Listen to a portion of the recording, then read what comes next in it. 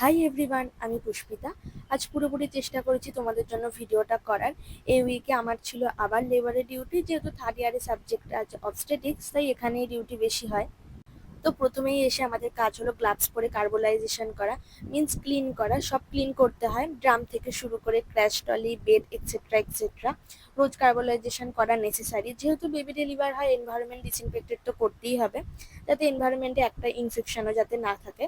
কার্বোলাইজেশন করতে লাগে disinfected solution. করতে করতে কোনো কোনো দিন 1 ঘন্টা 2 ঘন্টা লেগেই যায়।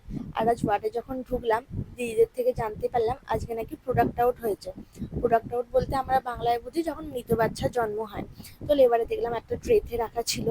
তো কেমন জানি দেখে কেমন একটা হচ্ছিল, একটা মাংসের ডালা যখন মানুষের রূপায় তো তেমনই লাগছে। দেখুন, বেবিটা ছিল 4 মাসের, দেখে এত খারাপ লাগছিল। আমরা বাইরে থেকেই দেখে এমন করছি, তাহলে ভাবুন যে মাটার হয়েছে তার কত কষ্ট।